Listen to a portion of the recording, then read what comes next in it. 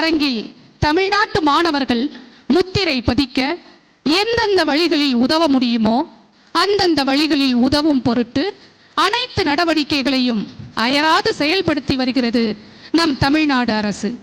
தமிழகத்தில் கல்வியானது எவ்வளவு முக்கியமானது என்பதை உணர்த்தப்பட்டு வருகிறது.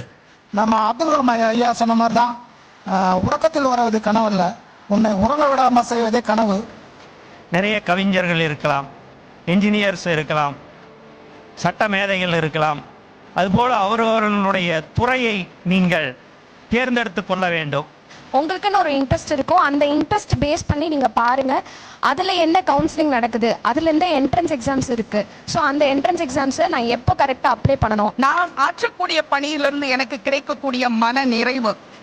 தமிழக அரசாங்க பள்ளிக்கூடத்தில் படித்த 12வது வரைக்கும் படிக்கக்கூடிய ஒவ்வொரு மாணவமார்கள் 2 பேருக்குமே மாதம் நேரடியாக வங்கி கணக்கு 1000 ரூபாய் கொடுக்கக்கூடிய திட்டம் இந்த வருஷத்திலிருந்து தொடங்கி உள்ளது. புதுமை பெண் திட்டம் நம்ம மாவட்ட ஆட்சித்தலைவர் அவர்கள் சொன்ன மாதிரி பெண்களோட உயர்கல்வி சேர்க்கையை அதிகரிக்கணும் அப்படிங்கிற ஒரு விஷயத்த மையமா வச்சு நம்ம தமிழக அரசு மூலமா செயல்படுத்தப்பட்டு வர ஒரு 6th to 12th வரைக்கும் படிச்ச கவர்மெண்ட் ஸ்கூல்ல படிச்ச ஸ்டூடெண்ட்ஸ் எல்லாத்துக்குமே 7.5 ஸ்காலர்ஷிப் எலிஜிபிள்.